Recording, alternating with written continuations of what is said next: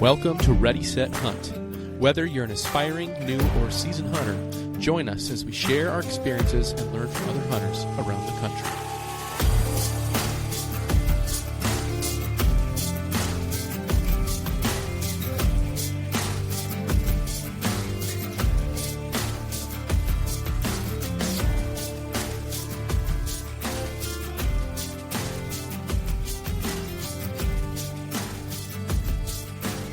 Welcome back, everyone.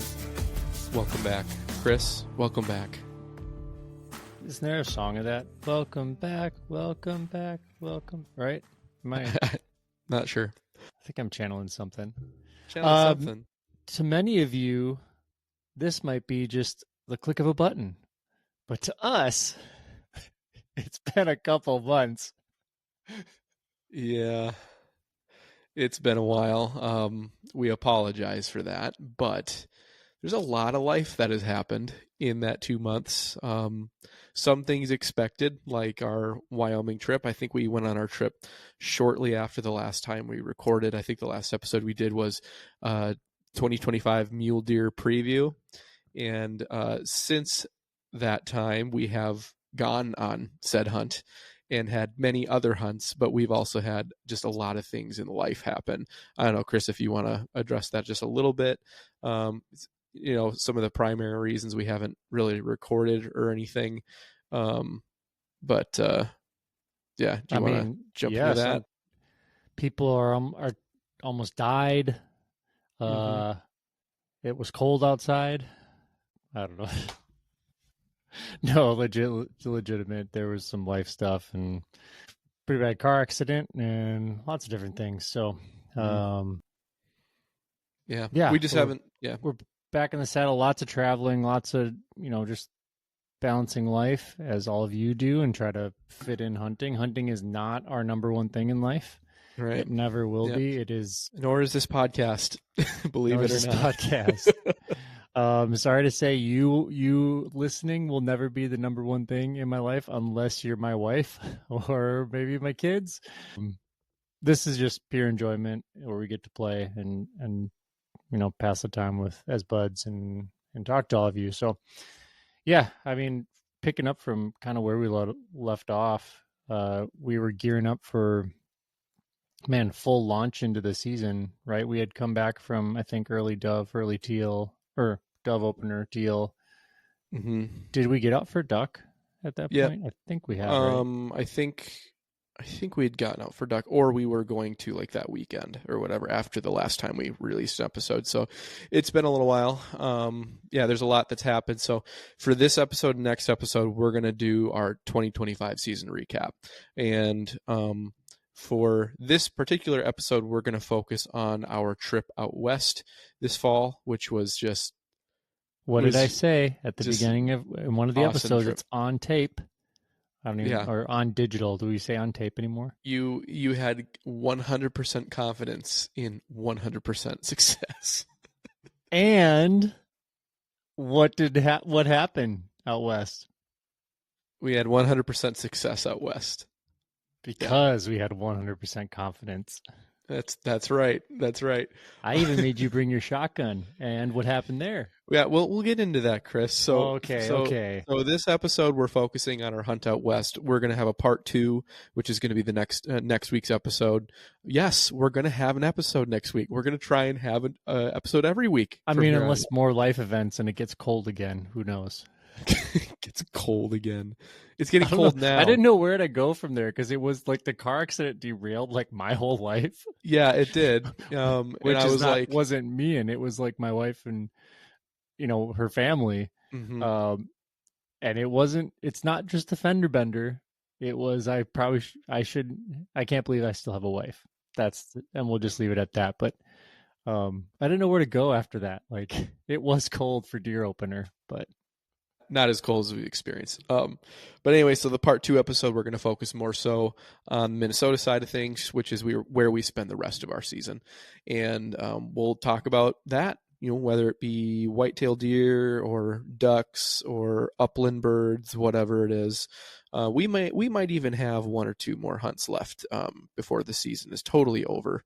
Maybe a pheasant hunt or something like that, since we typically prefer the late season. But I've been invited on 2 more duck hunts.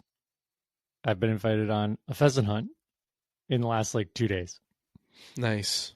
So there are hunts out there. I don't know if I'm going to say yes to any of them. We've been We'll gone see. a lot. It's just We'll been a see. lot of time away from home. That's tough. It's not only tough to be gone, but it's tough on the family for sure. Dude, I want to talk about fishing. I'm still jazzed with fishing, but let's get into it. That's So for another we were going out podcast. west. Where we were going this year was Wyoming, and really fortunate for you to have drawn two antelope tags there. We actually drew 4, but our buddy ended up not being able to make it out with his tag as well. Yeah, big bummer. You know, in hindsight, It would have been we a very would- different trip. Well, yes, it wouldn't have gone the way that it went, obviously. But we wrapped in like what 4.5 days, and we had planned for I think 6 or 7. So I think we had planned 6 hunting days, and then we ended up only needing like 3.5, 4 to get it all done. But yeah, let's just kind of start from the beginning. You know, we were hunting Wyoming. We had each of us had a mule deer tag, and then I had 2 antelope doe tags for a specific unit. That specific unit, our mule deer tags were also good in, because in Wyoming they do their general deer tags by region, which usually consists of several units. So the region we were hunting consisted of several units, and that's where in one of those units is where I drew my doe tag. So our plan was to go in there and focus on that unit first, because it's a unit we've been to before, and we've seen good mule deer there, but we've also seen antelope. And so we just figured if we're just in that area, we'd have a good chance to fill both tags. And so we had a couple of buddies who live in Wyoming that were going to meet us out there. And so we got in there and we did our thing. We hiked into our spot. We did a little bit of evening scouting that first evening, which is the day before rifle opener. And then we got our camp set and everything. And then our buddies rolled in the dark. how many miles did we hike back? It wasn't. 2.5? It wasn't. Yeah, 2? it was like 2.5. It wasn't terribly deep. It wasn't as deep as we've gone previously. But they came in sandals. Dude, they were flip-flops. wearing like chacos, walking through like the sagebrush and through like this. There's reasons really for rugged that, and I'm not terrain. going to divulge why that is, but yeah, they came in and their feet were pretty dirty at like I don't remember 11 o'clock at night, something like Yeah, that. it was. Luckily, it was the moon. The moon was almost full, so like, But we there got was out. there was a fair amount of visibility. So that first night, once we popped camp, and we had kicked up a really nice buck, Mm-hmm. 4x4, very mature, Yep, just a nice classic 4x4 mule right in deer. front of right on the other side of our camp down another ravine. That was a little bit of a good sign, deflating sign type space, because he was literally like 100 yards from us, 200 yards, give or take, Yeah. in the next ravine. I mean, it's always a good sign when you see deer like that, because you're like, okay, there's deer around here. There's quality bucks around here, but at the same time to spook them on the day before opener and everything. And who knows how far he relocated from there. And we never saw him again. No, we never saw him again, but that didn't matter too much in the end. To be fair, we have seen nice mature bucks right there. Mm-hmm. The times that we've gone out to that spot and gotten familiar with it now. So that was encouraging to see when we got out there. And then also we kicked out 3 antelope right under our noses as well. Yep. Which was right a off little the bat. strange being in the Mhm. topography that we're in. But man, they had like jetpacks on or something, because I think we saw them. They were at 60 yards, and then they took off, and we maybe hiked 100 yards, and they were 2 miles away, or whatever we ranged them at afterwards. Like, what the heck? Um, but that was a good sign. That was a good sign getting out there. We had that day to glass, and then it was live. We had our buddies out there, and um, coming back to camp, we had, I think that was the night there was like 7, 8 does right in front of us, right in front of our camp. Another Hmm. great sign. So we were in it, and then got up to our glassing point, In the and morning. Yep. yeah. Did you expect to see as much as we did there, more or less?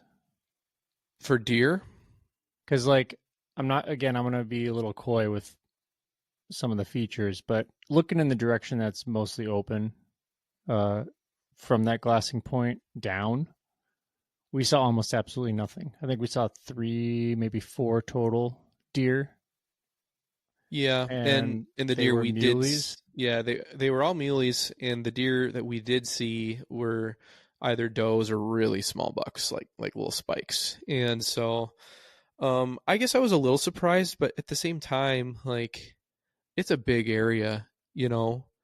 I Um, mean, we could go back there again and see totally, 20 deer down there, I guess. But and we saw multiple decent bucks in there. Um, yeah, None as nice as the first day, but we saw more bucks that were, you know, semi shootable. Depends on who you are, what your goals are, right? But so I mean, I guess I wasn't displeased by the amount of deer we saw, especially since that unit or like that region in particular is not really known for its high deer densities, you know. So I guess my expectations weren't super high in terms of seeing deer. So for the amount of deer we did see, I was pretty pleased. I would say we probably saw 10 to a dozen deer every I day. mean, if we push up back to, the rock point, Mm-hmm. if we really pushed back in there another mile, Probably we've seen more.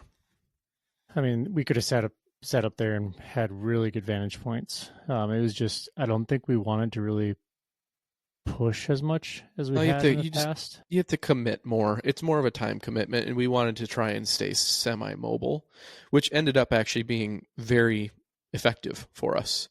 Yeah. Um, So on that whole first morning, we're glassing up a bunch. I think a nice uh, a antelope buck came down, mhm. and that was a guy that was like kind of right under our noses. That Yeah, if spike we had, didn't have a buck tag, otherwise that would have been a dead I antelope know, easily. that'd have been fun.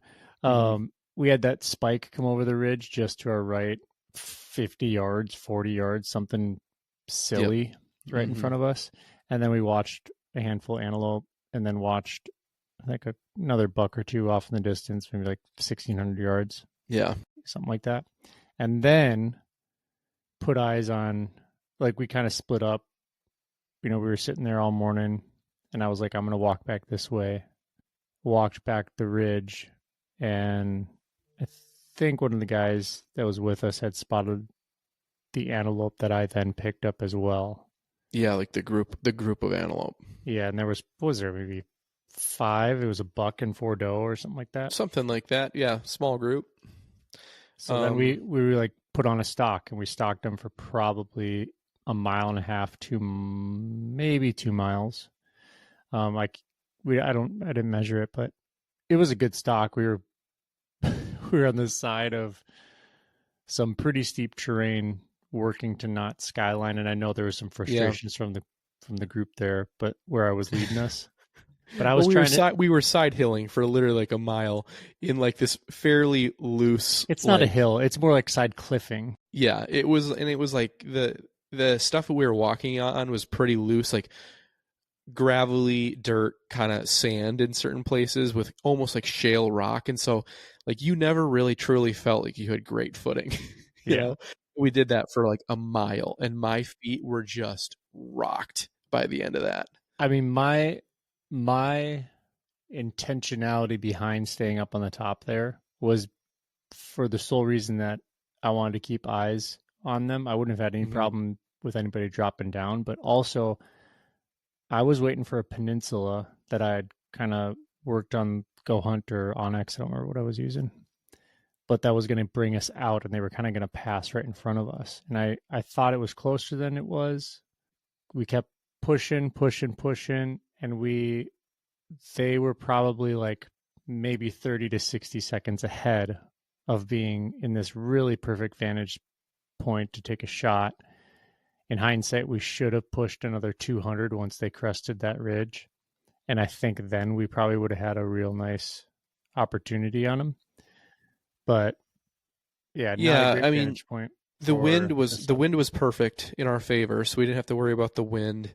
We had plenty of topography to kind of hide behind while we're essentially paralleling them. But again, like you said, they're a little bit We were ahead of us. we were coming closer and closer and closer because we were Hmm. working, you know, the ridge system, and they were down in the flat. So Yep.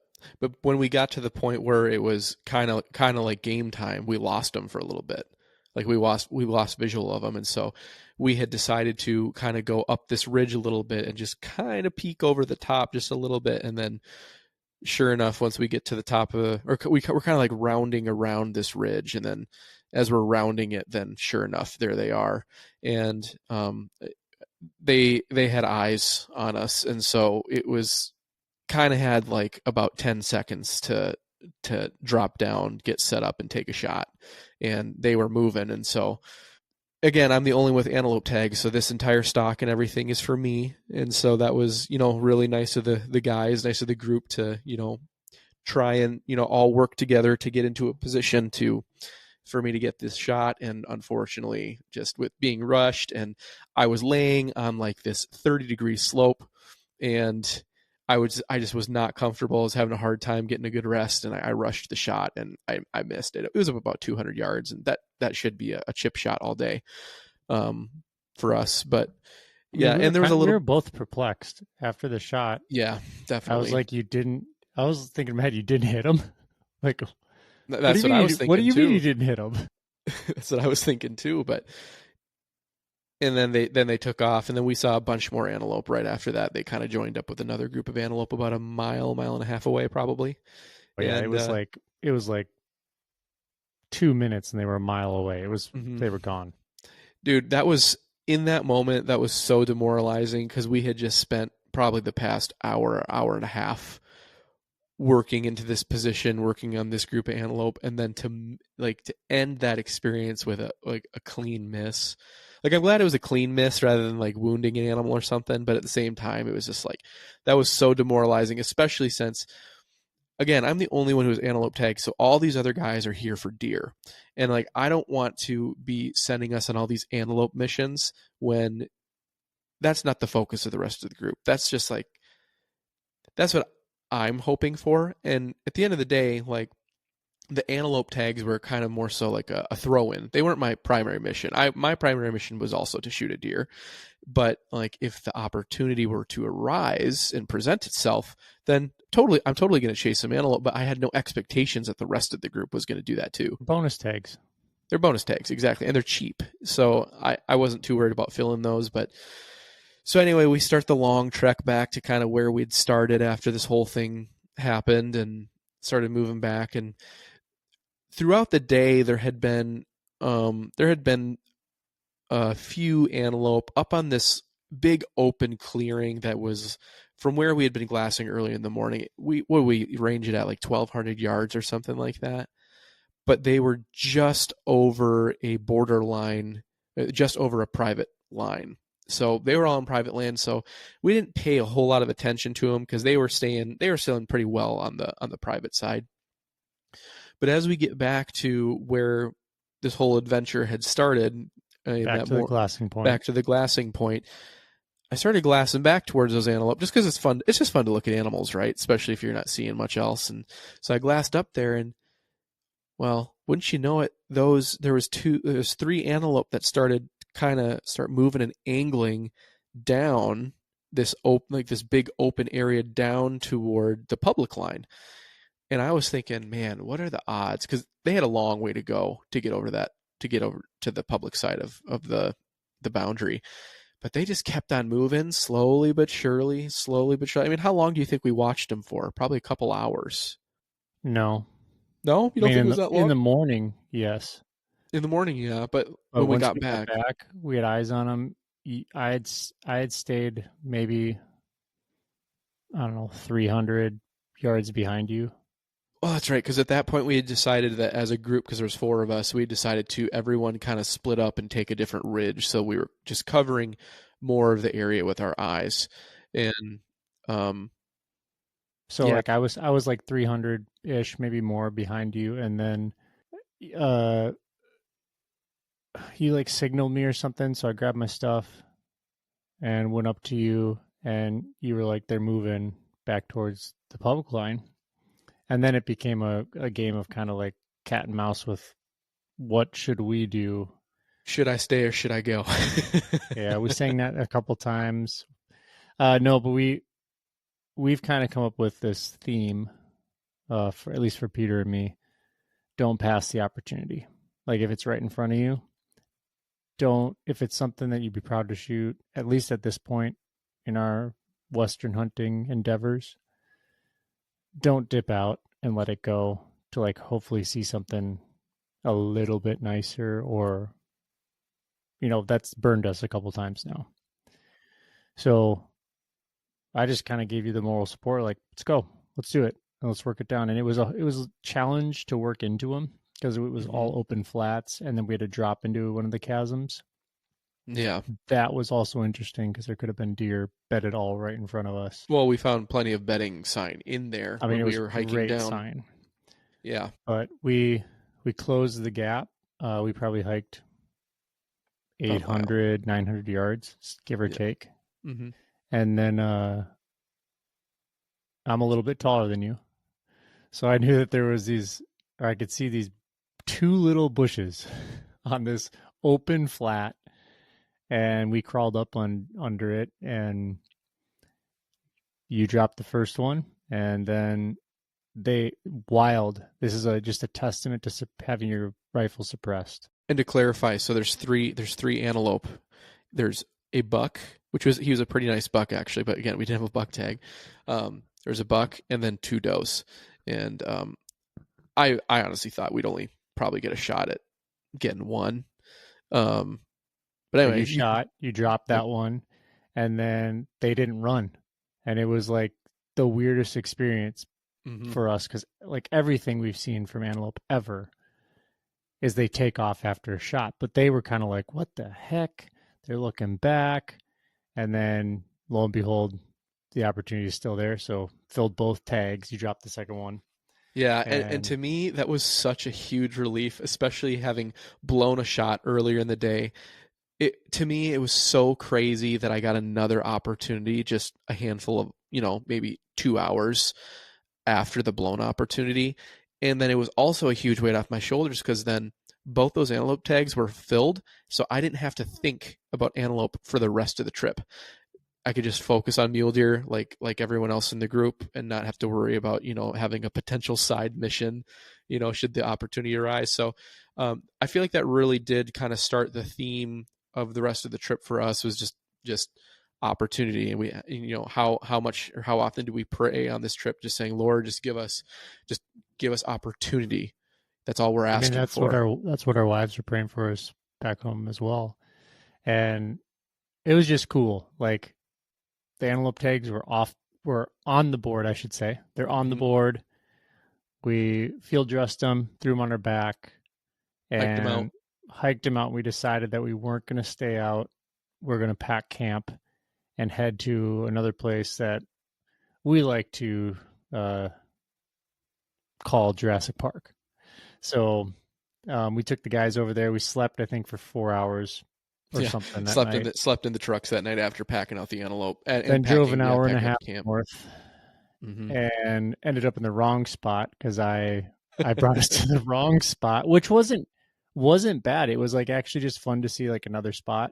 Yeah, we Um, saw. We sat near a river, like kind of a river bottom, like flat. But we sat up on the kind of the cliffs above it and watched like a really nice, like a pretty nice whitetail buck cross the river, which was kind of cool. And he did run on a little sliver of public, and had I had my rifle ready, I definitely, one of us could have dropped him for sure. He was like a mhm. pretty nice 8 point. And then we saw some, mule deer, like a big group of mule deer does, probably like 10 or 12 of them cross the river as well. So that was fun just to kind of see some different deer activity and like different terrain than we're had been planning on hunting.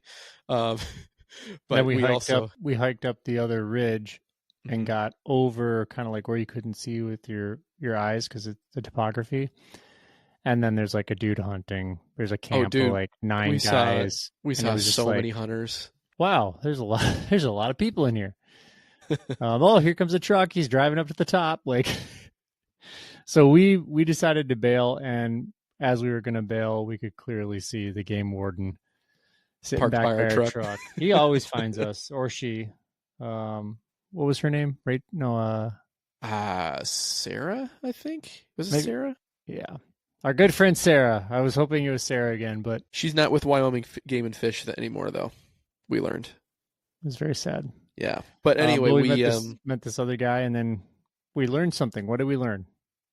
we learned that we learned about evidence of sex, which is something I kind of knew, but at the same time just hadn't really had experience with it. So I got a little slap on the wrist, no fines or anything. He was very kind and let us off with a warning because we had our tags on us, we had the antelope, they had been quartered out and everything, and in our coolers, and I was very forthcoming with him right off the bat. Said, hey, just so you know, I've got 2 antelope in the back here. Here's my tags for them and everything.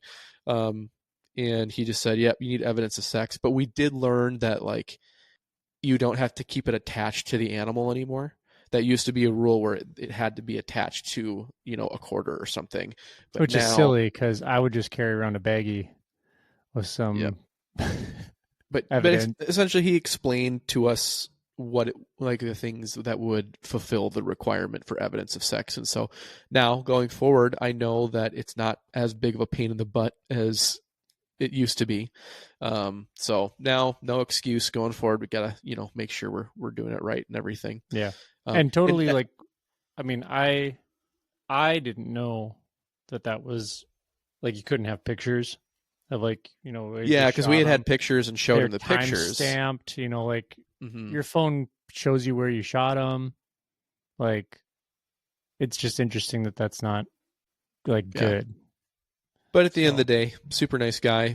yep. Um, Great experience. Once again, we every time we go out west, we run into at least one game warden, and as long as you're And respectful, not like run into them. They like sit and park and wait, I mean, they know what they're doing, man. which is not a. I'm not knocking it. It's just like funny because it feels like we're being stalked. Hunters have become the hunted. But Um, but we jumped in our trucks and then we got to Jurassic Park and hunted that for the 3 days. majority of the day. And our buddies had to leave. So then, for the first time since our very first Western hunt, and it's funny because you and I had said, we just need to go, you and I just need to go out. We're pretty successful when it's just you and me, regardless of the hunting. Hmm. And that was the magic combo. So, Yep. Hey, we, no shade thrown, at our other bros that had come out not at with all. us. Not at Because all. well, funny thing is, literally the day after they went back home, they had some other tags back Remember, where they're from, and remember, they said thanks for mentoring them, that's which true. I That's have true. still can't get over because I'm feeling like the kid, and they're looking at me some like grandpa over here. So, hey, thanks for mentoring us. What are you talking about? I just started hunting out here. Yeah, That's how but I felt. they hadn't really done hardly any hunting out there, so I guess any amount of information would be It mentorship. was So great to see our boys grow up because then they sent us their pictures of of the filling animals their they killed when they tags, got home. and that's our boys right there. Yep. So we'll No, try and have them on the podcast. So it'd be fun. I'd love to hear their perspective and Hmm. experience with that, and then going into like their kills or filling their tags. So, but did we fill? Yeah, we filled my tag that night. Then Was it that night? it would have had to have been that night because they had left, Hmm. and I said, "Let's drive over here." We never drive this way True. because we drove all the way back, and then some of the challenges. Um, we had spotted a smaller spike up on those red rock cliffs, Hmm. and I'm pretty sure it was that night. That night or the next night, doesn't matter. Either It way. was that night. So we go up there. Yeah, because it was a day we didn't fill a tag, and then we filled your tag the last day, or that next day. Yeah. Yeah, I think you're right actually. So yeah, you want to tell the story on this one? Well, first before we talk about filling your tag, I do want to talk a little bit about just like the process and like things we learned on just that full day. So, I think one of the biggest things we learned was really how to locate mule deer in the middle of the day. Because we did some driving around. Luckily, this piece of public that we call Jurassic Park does have some two tracks, so you can drive four-wheel drive vehicles back there, and including And it's trucks.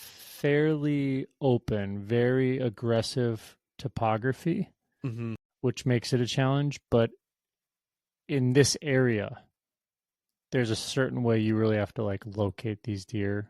And I Yes. think we plugged into that, and we were Hmm. finding lots of deer. Yep, we were spotting deer. I mean, it wasn't easy spotting, but essentially what we were doing when we were, because I mean, some guys they'll just hunt the morning and they'll hunt the evening because that's when the deer are going to be most active. In the middle of the day, they're just hanging out or doing whatever. But we're out here to hunt. Like I still want to, still actively hunt during the middle of the day too. And so we're like, okay, well, where are these deer going to be bedded during the day? It was the weather was crazy nice while we were there. It was crazy nice. And so we're like, okay, well it's warm, so they're gonna try and be in the shade. In this area, there are almost no trees. Like almost none whatsoever. So you can't really focus on trees for shade. So you're gonna have to start focusing on other things, whether it be like thick sagebrush vegetation or what we found to be very successful was rock outcroppings at the top of peaks on some of these. I mean, you can't call them mountains, but just very tall peaks, like still hundreds of feet high, and we would find them in these outcroppings, if maybe especially if there's like a little rock overhang, and they'd be tucked away under that in the shade. And so we found several bucks doing that. The does were usually kind of more out and moseying around even in the daytime, but the bucks definitely kind of tucked into those hard to see places. And it was like a total bonus if there was thick brush right in front of that rocky outcropping. So I have to give a shout out to Sig Sauer because we were able to do a ton of glassing with the Zulu 6 binos with the image stabilization without having to use a tripod and have super super stable images while we were glassing those rocky outcroppings, because you'd stare at it for a little while and then you'd start picking out little points of antlers or the mule deer's white face, and if you didn't have a stable rest or stable image, you would we would have missed probably 90% of those deer that we saw. Um, so we spent like a good chunk of that day kind of driving and finding rock faces or rock overhangs that had shade. And we found quite a few bucks. And so we were able to kind of mark those spots on maps and be like, okay, this is an area we could come back to this evening or closer to this evening, close to the time when these bucks are probably going to stand up and get on their feet. So anyway, we did that for a while, and we circled back to a couple spots, didn't locate bucks in those spots, and then we're driving, and then we found a couple. We kicked up a couple decent bucks off an area while we were kind of traveling. So it was getting towards maybe the last hour of daylight. Would you say when we kind of started heading over the way that we don't that is an area we didn't really typically go before? Yeah, we'd never been over there, and then I think I was just like, we're out there to hunt.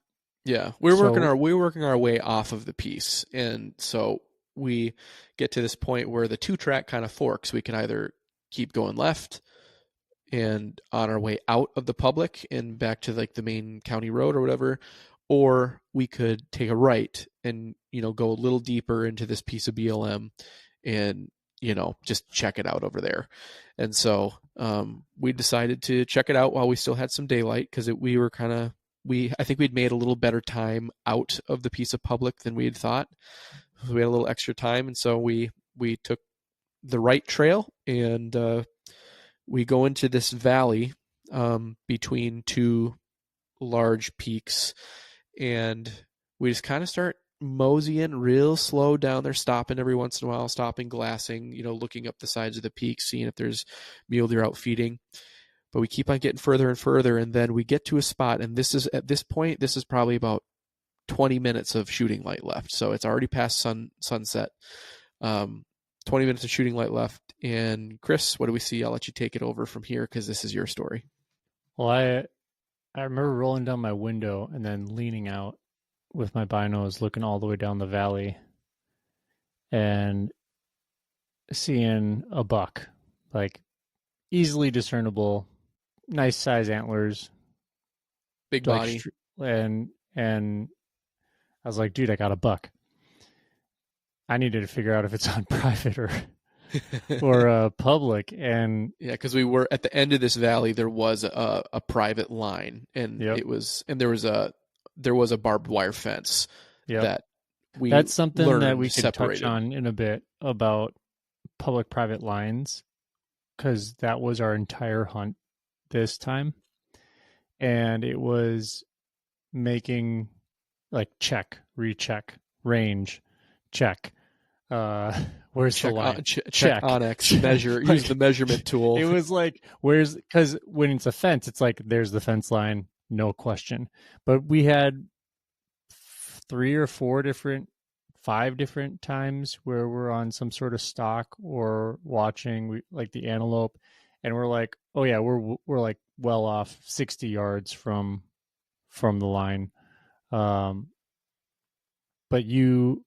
when you're stalking in and you're starting to make those determinations, it gets really difficult because sometimes you're out there with minimal to spotty reception, and your dot is like kind of moving around.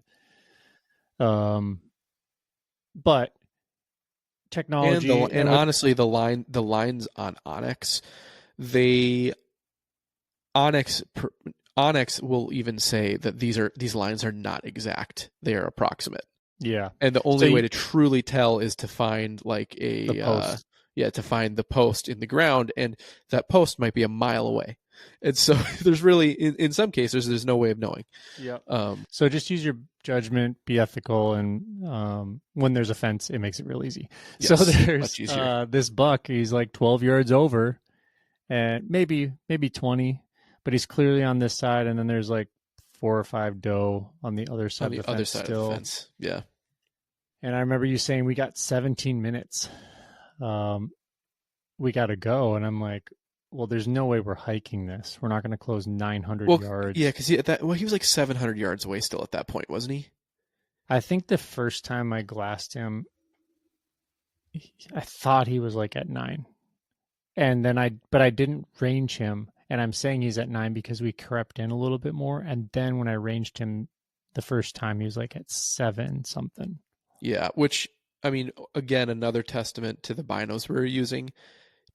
To be able to spot a gray animal in like low light conditions. Dude, it was hard. The sun was setting, and it was blowing out the image. The sun was directly behind where the deer was. And so, yeah, it was extremely saturated in the binos, and so is like you could kind of get an idea of what this deer was, but at the same time, like you're mostly just seeing silhouette, Yeah. Anyway, I didn't study his antlers long enough to like really discern what was going on. I just saw he's well tall enough, and he's outside the ears. Like he maybe had turned once or twice towards us.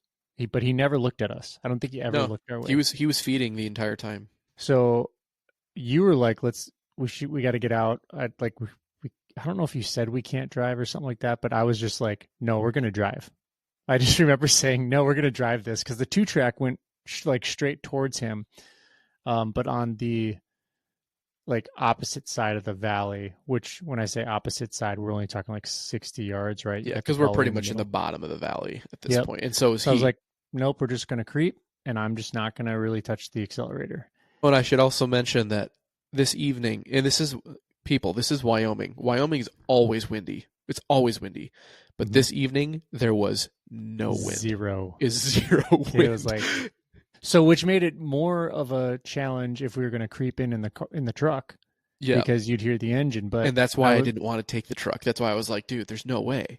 And you're totally valid for saying that. I was just thinking in my head from a time standpoint, there's no way we're going to close this and get a shot, like even have an opportunity for a shot if we don't like rapidly close the distance right now. So I think I gave it just a little bit to get rolling, and then I let the truck roll, and we rolled into like... Headlights off, by the way. Yep, headlights were off, and I remember it was like 7. I can remember my rangefinder saying 7 something. I don't remember what it was next. I think I got a 6 at one point. I don't know if I ever got to 5. But then we were like getting pretty close. It was like, wow, this is working out. He's still there. He's not moving. Because we have we were within shooting range, basically. Yeah, we have our binos that auto stabilize, so you can just like keep them up and drive, and you're not like all over the place. And we get to, I think we ranged, it was like 4 something. And you're like, kind of like, let's stop right here. And I'm like, nope, we're going to go off the cliff right here. Like, it dropped way down. And I was like, nope, we're taking, you're like, you sure? The 2-track dropped down into a ravine. And in hindsight, I think that was a great choice just because it got the truck completely out of view. And so it would also block the image. If the deer did look up for some reason, it would block the image of us getting out of the vehicle, getting our stuff and everything. Blocked and sound a little bit too. Yeah. So we dropped down there, and I mean, it was 11 minutes. I remember 11. So we went from 17 to 11. We closed from that 700-ish plus yardage into, it was like 4, like really low 4s, like 4 and change. So we jump out, I grab my rifle, you're on my 6. I essentially, did I have my pack? I don't think I had my pack. No, you just had rifle. You had rifle and your bipod. Yeah, because you went, and it went really aggressively down and then pretty steep up. And I just took that like a 4-wheeler or a dirt bike would. Just kind of like lunged at it and crested it, got up to the top, dropped to my knees, and went into like a crawl because like where the crest was. And then I started trying to relocate him. So I'm throwing out my binos. I'm like, where is he? Where is he? And again, it's dark, man. Like it was getting dark, and I was like, oh man, we have to hurry. It's not like, when you say dark, it's not like dark because you're still in the shooting light time, and the sun is perfectly coming through into that valley. So it's still like illuminated, but it's all blown out. And I remember throwing out my binos. I relocated him. It was easier to see him in my binos than with my scope. So then I dropped down, looking through my glass and my rifle, and the grass, while it was not dense and it was thin enough to see through, you were getting like multiple sliver lines of grass, blades of grass going through what I'm looking through. The grass was pretty tall. It was probably about knee height. Yeah. And I'm like, I can't shoot through this. Even if I shot, like I'm going to be shredding grass for 20 yards, it felt like. So this is a terrible idea. And I was just not complaining. My heart wasn't racing or anything like that. I was more calm than I think I ever have been. And I'm just like, Pete, I can't get a visual on him. I'm too low. And you were like, do you want me to grab my pack? And I just said, yes. And you're like, okay. And you turned around, and now we're literally within the under 10 minutes. Mm-hmm. That whole time you went back to the truck, which was probably 35 yards, maybe 40 yards behind. I re-ranged. I checked my dial, re-ranged, checked it again, checked the wind, kept looking at him. He was just feeding as calm as can be. Yep. And he was no idea. Perfectly broadside this whole time. Mm-hmm. And So I triple, maybe quadruple checked, and I'm like, yep, I'm dialed. Yep. Checked your Um, parallax, checked your drop, I'm all gonna that be kind of right on stuff. here. So you came back and you had your pack, and you also brought your sticks, Hmm. which ended up being the clutch move because I got on your pack, and that was even too Too low. short. Yeah. Even with my bipod on the end of my gun on your pack, Hmm. I was like, I don't got it. So you clicked your sticks together and you said, here, use this. And that this became like the hardest, one of the most difficult things it's silly to say because it's not, but it is one of the most difficult things I've ever done. Definitely the hardest shot you've ever taken. Yeah, because I haven't, we're at 372 yards, and that's a poke. Um, it's not for a rifle. I know some of you guys probably shoot way further, and we do too. We've shot out to 550 and are consistent when we have, wind and we're dialed and all that. We're pretty spot on. So we always say we're not going to shoot further than we've shot in practice. And but I'm now up on my butt with my toes down in the dirt, and I'm resting on my heels, and Yep. the sticks are in front. So I have two moving axes, which is myself, my breathing, and the sticks in front, like with the gun resting on it. And I'm like really trying to work it out. I'm like, when I pull my magnification to like get closer in on him, the whole glass just blows out, and it's just Yeah. like I can see him, but it's like looking at the sun. Like you can't Hmm. really like see him. Um, but like when I throw my binos up, clear as day, you can see like backdrop. It's the side of a mountain. Like you're totally good to go. He's well over the fence. All of it's perfect. No wind. And I just go to, I'm talking to you the whole time, and you're just like calming me down, just calm voice. Yep, he's still feeding, just nice and easy. And I just go, bro, I'm all over the place. Like I am all over the place. And I'm not even freaking out from the shot. My heart's not racing, nothing like that. It was just like balance and breathing. Yeah. Up on your knees, like sitting on your heels is like maybe the least ideal shot you could possibly have. In hindsight, you maybe should have gone to like a A kneel, like one knee. leg up and one Yep. knee and your knee down. Yep. 100%. I just thought about that. But it's the moment, and we're now at Hmm. we're at Four 4 minutes. minutes. Yep, Four four minutes of light. minutes. Yep. Because I was keeping an eye on the time on my watch, and then also watching the deer with my binos, and I just keep on telling Chris, I'm like, just breathe, take long deep breaths, just relax, Did I and did I turn when I went? Because I remember I was going to shoot, and I stopped myself because I felt like a flinch. But was my you safety on? yes, your safety was on, and you started to pull the trigger, and then you flinched, and that I That think saved that it. was that probably saved the shot, honestly. Um, and so then you gathered yourself and clicked your safety off. Because I told you, I totally flinched. I just pulled the trigger. I have my safety on. So now I've clicked it off, and I remember not making my eye be super precise on the crosshairs. I tried to start looking at more of his body and Hmm. putting it right where I wanted Yep. the crosshairs to intersect versus like staring at the crosshairs. And I just remember relaxing, and I've gotten better at letting myself be surprised when my rifle goes off, and I've also loosened my grip a ton on my rifle. Yeah. You're Like not I you're not don't I choking don't it. like You know. choke it to death. I literally just have it tucked in my shoulder, and my left hand is barely like doing anything but balancing, Hmm. and I don't even try to put that much, like I really don't. It's not a 12 gauge shotgun, it's a rifle, but I don't really hold on to it anymore like I used to. And what that has done is, it for me at least, when I'm shooting, I'm in a really good place where the rifle does the work. So as long as I can be surprised and it just goes off, it's it's going to move or rise or whatever. But so I pull that trigger and it goes.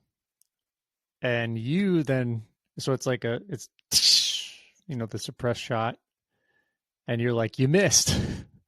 Yeah, because from my perspective, I'm watching this whole thing unfold through the binos. I hear the shot, I don't have and him in my reticle anymore because like my gun kicks and I right, lose him. So yep. all I know is you're and it like, was, I mean, and it was super dark too. So that, I mean, that didn't help. But but you were like, you missed. And I'm like, how? I thought I was going to miss. Like, I really thought I was going to miss. But I calmed myself enough. yeah, So I'll let you keep going. But so I'm watching this through the binos, and you hear the shot, and you know how there's always a delay in sound. Like obviously we're going to hear the report of the rifle right away because we're right behind the rifle, but the sound of impact is significantly delayed, especially the further the shot is. And so all I see is I hear the shot, I see a puff of dust behind the deer, and I don't hear anything, but then there's a big delay, and then all of a sudden we just hear the no, thud sound. I remember I said something like, I did, or no way, or I remember And you're then the like, you thud missed. happened. And I was like, no way. And then you heard Yeah, you hear the just heard clap. yeah. You hear the clap sound, which is like very And then I clear. was like, It's no, not. I thudded him. Yep. And then I saw him start kind of running a little bit. He didn't go very far, but I saw him run, and then I saw him tip over, and I saw the legs doing the 15 running yards. thing. Yeah. And so then we celebrated like crazy. And You were like, yeah. he's down. He's down. And I was Yep. like, yeah. It was so fun. It was so cool. So cool. But yeah, we hiked over, found him laying there 10, 15 yards from where I shot him. Well, and the hard thing is it took us a little bit to find him, not because he went far, but just because it was so dark during this whole experience that like when you're actually, it's one thing if it's daylight, you can kind of keep an eye on the spot that you're walking to, but because it's so dark and after the shot happens, we're past shooting light. Or like shortly after we shoot, it's like 3 minutes to shoot until the shooting light's over. So by the time we actually get over there, it's like completely dark out. And so we're like, you can see where your binos collect the light. So like yeah. when you're looking through your binos, you have way more light going on. You can see stuff. Yeah. But once you pull them down, you start walking. So we get over there, and I could tell you started to get a little bit worried. You're like, "Are you sure he went down?" And I'm like, "Oh, I promise he went down." And then yeah, eventually we did find him, but there's like minimal to no blood, which was surprising. Just a perfect shot. It was literally the perfect shot. It was awesome. Yeah, it was right where you want it, just behind the shoulder. Perfect center punch, both through lungs, one in one side, one out the other. Just destroyed great. One lung. Yeah, destroyed it. Yep. And so, yeah, cool deer, huge body. He was a big boy. He's a 3 I feel by like 3. Little more. I wouldn't say spindly. He was tall. He was tall, mature. Next year, he probably would have had a 4x4 and started to get a little probably thicker. 4x4, and then if he was one more year older, he probably would have got the girth. But yeah, really nice looking deer, especially for this part of Wyoming. Like my first buck too, my first Wyoming buck. Yeah, so that was super exciting, and so we got to work on him. Packed him out to the truck, which was a wonderful pack out. It was only 400 yards. 400 yards. Coyotes were yipping and howling in the distance. Yep. And went back to we celebrated with a hotel that night, and because we hadn't set up camp and we were just tired. Yeah. So then we get into. I mean, what a great success! We're 3 for 4 now, and we only have you left. It's day 3. Yep. I had made you bring a shotgun, because I want to bring fly rods. I want to bring shotguns. I want to do it all. But I reluctantly agreed to bring a shotgun. We had walked. I don't remember if we. Well, the day before opener. Did we go? No, we were hiking in Sharpie hunting earlier that day. Did we or did we not? Oh, we didn't. No, that's right. We didn't. No. the first day we'd walked in the first location we talked about, we kicked up a ton of sharp-tailed grouse. And so we had brought our shotguns with the purpose of shooting sharp-tailed grouse because previous times we've been out to this area, we'd always run into them. But we ran into a lot of them this trip. And I mean, we're talking about kicking up like groups of like 20 plus. Yeah. 30. Yeah. And so we're like, oh man, well, if we kept on saying, well, if we, somehow fill all of our tags, like let's definitely, do some sharp-tailed grouse hunting. And so, yeah, we had brought our shotguns. And so the next day after we killed Chris's deer, we went back out and, we're searching for deer, kind of doing the same thing. We were out in the morning looking for deer. We would spend the middle of the day glassing, rocky put ridges. eyes on a nice one that we wanted to shoot, and we watched him all and day. He was just sitting up there all day. So we had said, well, why don't we go to this other spot we've been to before and walk that just to maximize. Like, he's not going to move. None of these deer are going to move in the middle of the day. So we get over there, we walk it with our rifles, no deer, but we're kicking up Sharpies. Just kicking up Sharpies everywhere. Just kicking up Sharpies. And so we decided, okay, we're not going to hunt Sharpies today. Or did we hunt Sharpies that day? We did not. We did not. You're right. So we decided, okay, we're not gonna hunt Sharpies today. We went back to stalk the buck and made a play on him when he got up. Again, public, private boundary line. So we had to do some traversing to stay on the public. The wind was not great, dude. It was polar opposite of the wind the night before, because when Chris shot his buck, there was no wind, and this day it was easily like blowing 35. Oh, it was at least that. It was probably gusting up to 50 at times, especially when we got up on a ridge, and so essentially we had tried to stalk in on these two deer that we had seen, that we'd been watching most of the day. And they, when we started our stalk, they were still there, but they were just over a private line. And we figured there's a 75% chance in this from where they were. They're in a little peninsula of private. Yep. And if they go any direction but the one direction, we'll have an opportunity. And we're pretty sure they went the 25% chance direction and stayed on private. And we got up there and didn't relocate them, so I don't know where they went. It still haunts me.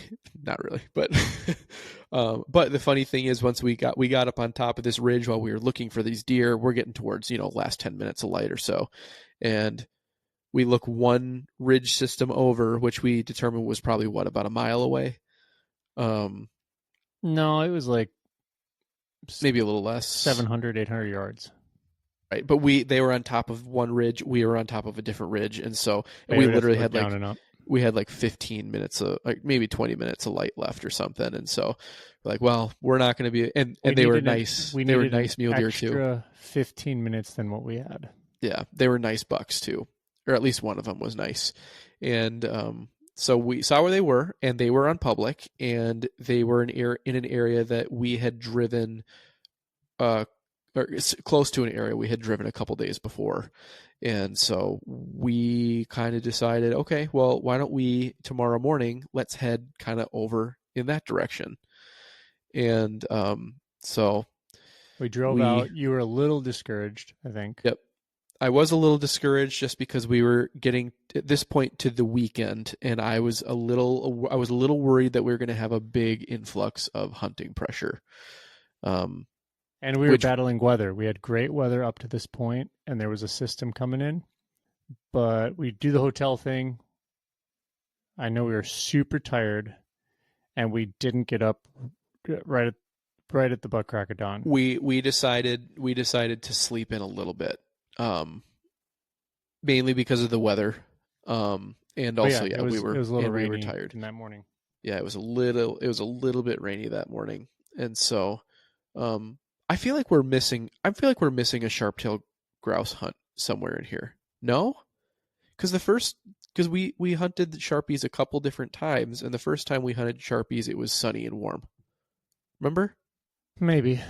We did drive back over because we saw that buck right off the road, and we passed on them, remember? Yes. Maybe it was when And we went over to.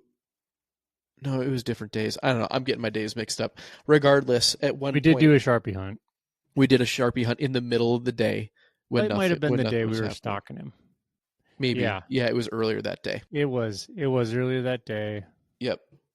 We had already Um. walked the other area, hmm and then we went and shot some Sharpies. Yep. Which was so fun. That was Dude, so fun. super fun.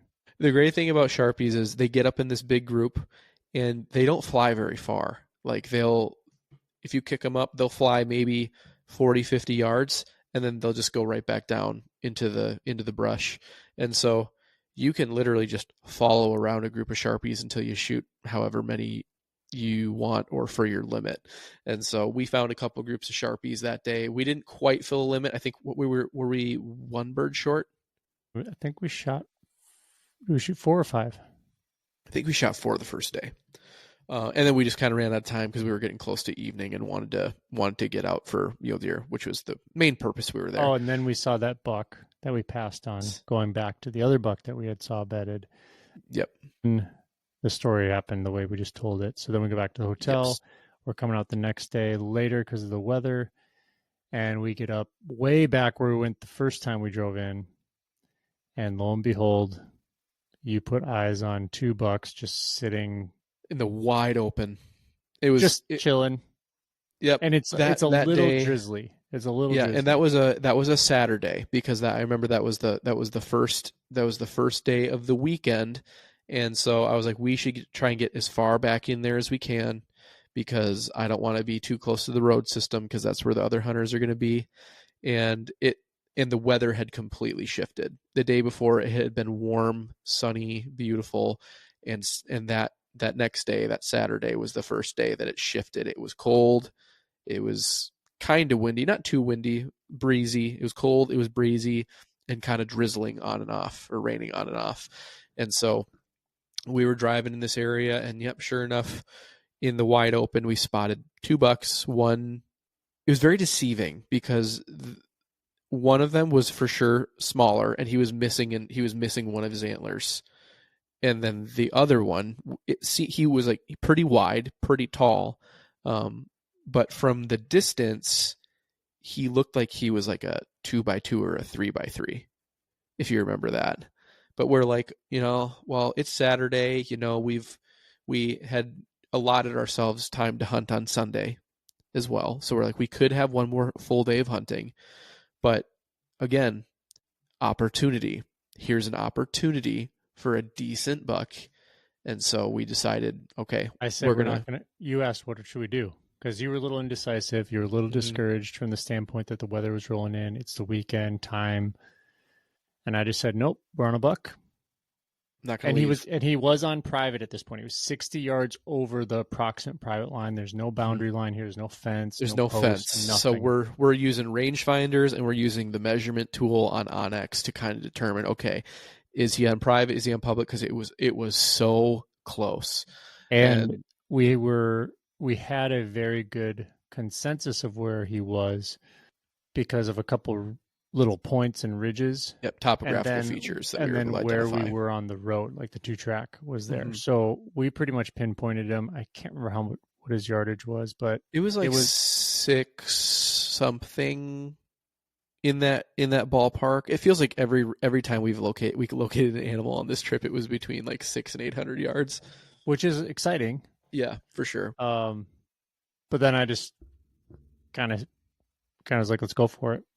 Like we're out here because one of them was up. The smaller one was up feeding, like just kind of moseying around, maybe 75% of the time. Yeah, and the big one was pretty much stayed put. He got up like once, turned around, sat back down. Yep, laid down there. So we watched these 2 deer for a good hour and a half, 2 hours maybe.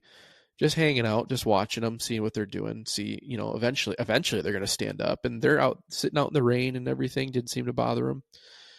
And then the smaller buck continues to kind of mosey up the face a little bit, and then the big buck decides to get up and kind of start following. So, basically for this to work is if they went straight away from us, they'd be going deeper into private. But the way the public-private boundary worked, or the public-private land mixture worked, is off to the right, our right. If they kind of moved up towards the corner, towards the ridge line, the ridge top or ridge line of that face, and they moved up to the right, then they would eventually cross onto public land. And we kind of identified a peak where if they get to that peak, then we're good to go. And so that's ultimately what they started doing by the grace of God. They started moving directly that way. And I mean, they weren't going super fast, but we're like, okay. I mean, they're feeding, so they're just Right. hanging out. But we're like, we need to get over there and get into position so that as soon as they cross that land boundary, because it's not like a big chunk of public, it's like we'll maybe have 100 yards if they cross that piece. And so we started moving back over there, crossed a couple electric cattle fences, and just kind of worked our way. It was very peculiar, but worked our way around the backside of a couple of ridges and hilltops to kind of get into a good position. So we get to this spot and we lose track of them. And I'm getting all set up. I've got my rifle out. I'm getting comfortable, getting my rest. We were in a dilemma to push one more ridge or not, because if we did, we could literally, if they were moving towards us, which is what we determined, expected, projected, like they were moving back to the public land. But if we went over this ridge, they could have literally been 10 yards in front of us, and that would have been like a hip shot. And that was just like not something we'd rather have the opportunity where we were still a couple 100 yards off. Well, and this was like late morning still, or like we're coming up on midday. And so we still had plenty of time. So in my mind, it was like, there's no big rush. The biggest rush would be, I just hope they don't pass through the public and back onto private in the amount of time that it takes us to get over there. But ultimately that proved not to be an issue, because again, they weren't moving fast. They were just moseying around. Well, I was up in front of you, kind of being your eyes and ears, and I just wanted you to walk calmly. Because so I get us to that spot, and I'm like, this is good. It's fairly flat. You can kind of crest the top of this. There's some cover. It's a little rocky, but you grab your rifle, lay down, and we just start ranging everything around us. We're checking the boundary lines again. We're like, okay, this is shootable. That's not. Okay, that feature's shootable. That's not. And we're just waiting. And I don't know, 20 minutes-ish goes by. We lay there for a while, and they're not coming through. It felt like a long time. But it felt like an eternity, man. But I'm like, dude, you don't see them, I don't see them. They got it. The only possible place that they can be is on the other side of this next peak. Because you can shoot to the right and you can shoot to the left of this peak. So they literally have to be on the back side of it. The back side of it. And I go, I'm going to drop down. Because we had entertained maybe both moving. But I was like, no, you're set up. You're dialed. You've been ranging for the last 10 minutes, left, right, all that. Let me drop down. If they walked into one of these openings, like I would very clearly see them and I'd have a quick shot. And so we're like, it makes sense for me to stay put, and then for you to, kind of venture out a little bit and see if you can't locate them. Yep. So then I dropped down, because the ridge, like these peaks, the one we're on has to the left, our left, it drops down, and there's like, I can stay in the back face of it, so I'm not skylining. Mm-hmm. And I drop down there, and I'm trying to hustle, because time's the essence. You don't know where they are. If we determine they're 10 yards over the public-private line, like, we're gonna sit there and be like, well, we can't shoot them. Right. Yeah. So I drop down, and I'm probably like, I think 25, maybe 30 yards away from you, down to the left. You might have been a little further than that. You're probably close to 50 or so, maybe a little more. But I'm looking up, and I'm trying to relocate, and I just see the one we're after butt in my face.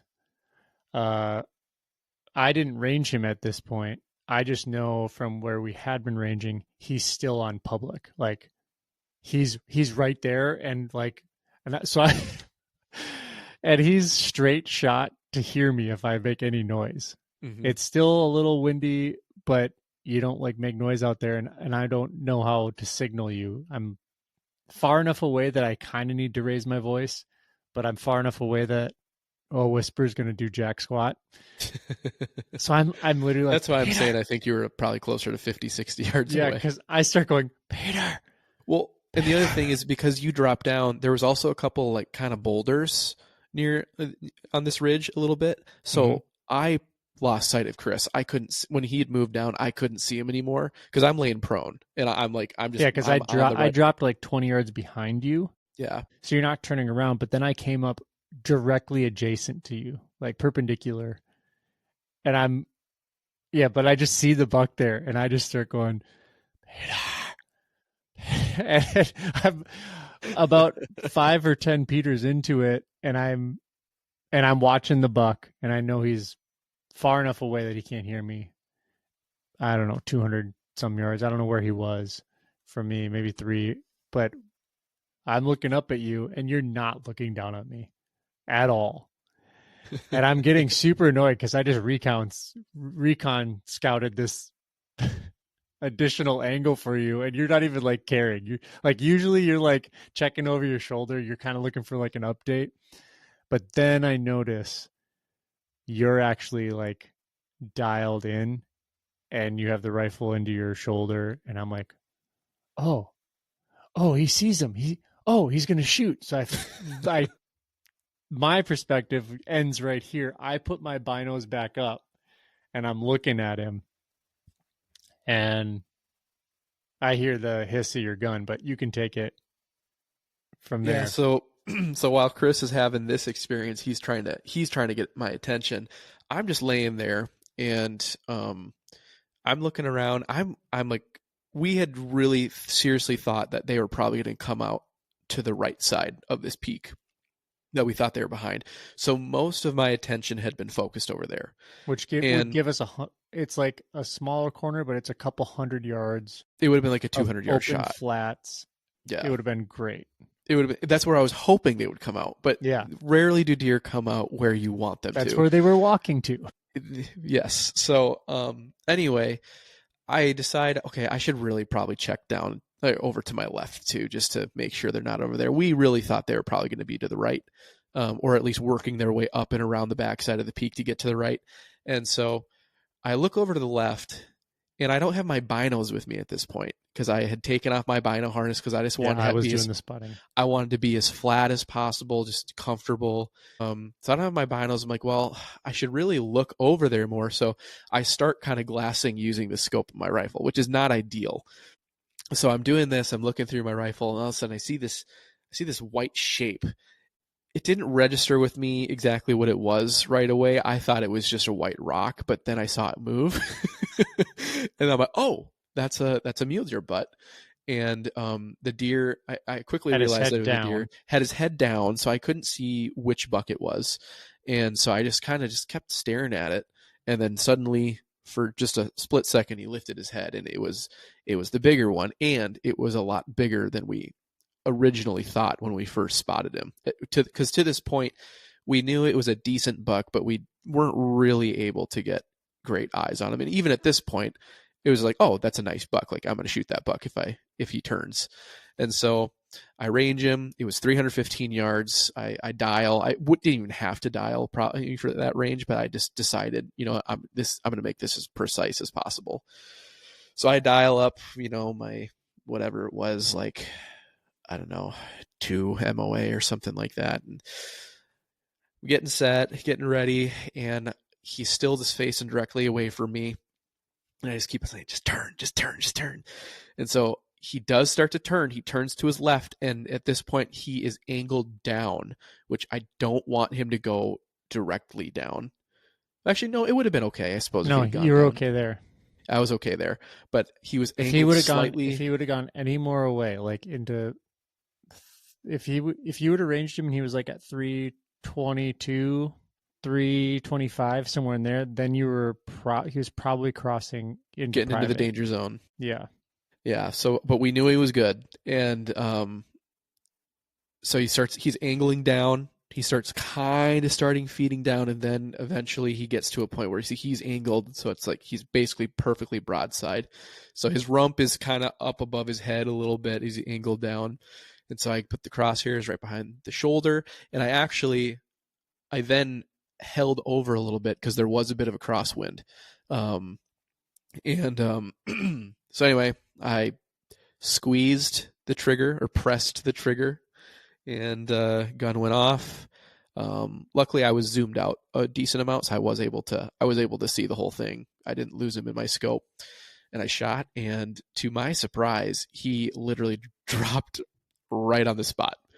Didn't even take another step, just like down like a sack of potatoes, and just down, legs kicked for maybe 3 seconds, and then he expired. And it was, oh my gosh, that was I remember when you such shot. an epic moment. You shot. I hear the thud after the hiss. He drops, and he's kicking, Mm-hmm. and it's the kick of death. And I just, like a little boy at Christmas time, coming down the steps to see presents under the tree, I took off up that hill Yep, at a towards you. sprint. I was like, God! I was like so excited, and I tackled me to the you ground. because what had happened is the craziest thing from the 2 antelope and our bucks, the amount of yards that were traveled after the kill shots was mine, like 15 yards or 10 or whatever it was. And we punched all tags. Mm-hmm. Yeah, we tagged out a day early. The craziest feeling, craziest experience. Wyoming, we do well in Wyoming, and we like that topography. We do well on stalking in. We're still noobs when it comes to the deep timber and pine and all that stuff. Still working on that. That's a new challenge, but I feel at home in this age, though. I feel at home. An awesome time in a matter of 4.5 days. Yep. To fill all our tags. Go Sharpie it was incredible, hunting. Man. And we decided, we had a conversation after we packed out back at the truck, and we're just on cloud 9. There's no pressure now. It's all gone. We're successful. And we ensue like a half an hour conversation about, should we go Sharpie hunting again? Well, the funny thing is, yeah, because on the way in where we had been driving, we kicked up a big group of Sharpies, and we were not far away. And we're like, it hasn't been all that long. When we say big group, this group was like 35 to 40 Sharpies, maybe more than that. It was a large group. We're trying to be respectful about where we are and other hunters in the area, mm-hmm. but we had seen zero. We had seen one guy at the very beginning of the entrance, and that's like 5 miles away. So, and that's a treacherous hike by foot. Yeah, and he was hiking by foot. So we were like, why not? And we went into this little valley. We parked off of it, and sure enough, we kicked him up, shot some more, and then the rain started coming. Yeah, just in the nick of time. And it turned everything to clay and mud. And some guys were driving in when we were driving out, and that's when they were coming towards us, and their trucks were just starting to get caked with mud and clay. And we were driving out, and I'm like, I'm slipping, dude. We rolled down the window. We're like, hey, this 2-track's about to get real nasty. I don't know if I would go back in there if I were you. And dude just did not seem to care. Didn't care. Did not care. It was getting slippery. So my buck that I shot. So I had mentioned earlier that when we had seen it from a distance, it looked like it was like a 2x2 or a 3x3, just like a large 2x2, 3x3. But he was actually, when we actually got up on him after shooting him, we realized, oh wow, this buck's a lot nicer than we thought. He ended up being, he's got a bunch of junk. He's got double eye guards and then a couple little extra kickers, and so he would end up being classified as a 6x5, which was like beyond my expectations. Did you score him? I have not scored him. I don't know if I will. Maybe I will. I want to score mine. It'll be like an impressive 21. Or No, yours will probably score 130. It was fun. But anyway, so that was our Wyoming trip, and we got to head home on Sunday instead of hunting on Sunday, which meant that we got to get home to our families a day early, which they really appreciated, and then we got back together on Monday and did all of our processing. So that was actually a big blessing in disguise, getting done a day early, because I don't know how we would have done the processing if we had been driving home on Monday of that week. Yeah, I think that's just something to consider and something to learn as we look forward. Because, I mean, the biggest takeaway is the learning we did for how to just locate these bucks. Like when in that area, we had seen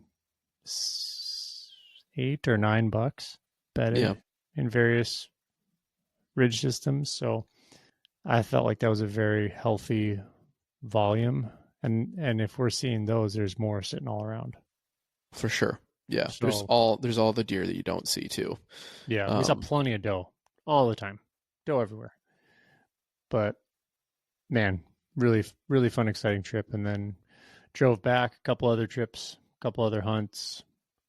Duck hunting was fun. Mm-hmm. That was a nightmare getting out there. Yeah, it sure was. So two guys got there, not joking, like 4 minutes before me. Mm-hmm. And I got there at 3 something, I think it was.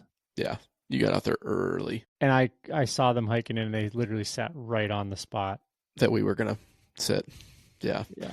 We'll get into that in part 2, because we'll talk about our Minnesota hunts. But Wyoming was a blast. So like if ever considered going out west for a hunt or whatever, this isn't going to be every person's experience, but man, there is just something special about getting out there and trying something new and getting out in new topography, new environments, and learning new animals. And it's just so much fun. So, we had a lot of takeaways from that hunt. It was probably some of the most fun we've had on a hunt so far. And so, just looking forward to the next time we get to do it. Right. Well, what are we doing this next year? Probably... I don't know. We probably got to figure that out fairly soon, because as soon as the new year flips, you're already back into application season. So probably going to be an archery elk hunt. That's kind of what I'm thinking. So it just depends on which state we decide to go to. We pretty much have 2 options, so we'll see. Well, we can also do a pheasant and duck hunt here for the end of the year if you want. Got some options. We'll see. Anyway, we'll wrap this up just because it's getting late on our end here, and I think I hear one of my children crying. So anyway, thanks for joining us again. Thanks for joining us again after the long hiatus.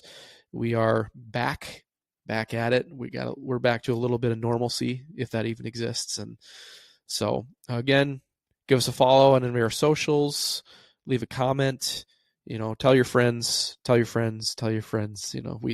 love doing this. It's super fun to share about our experiences, and hopefully it sharpens you as a hunter, and then even sometimes as a person, depending on, some of the things we've talked about in the past. So anyway, thank you. And we'll talk to you about the rest of our 2025 season on the next episode.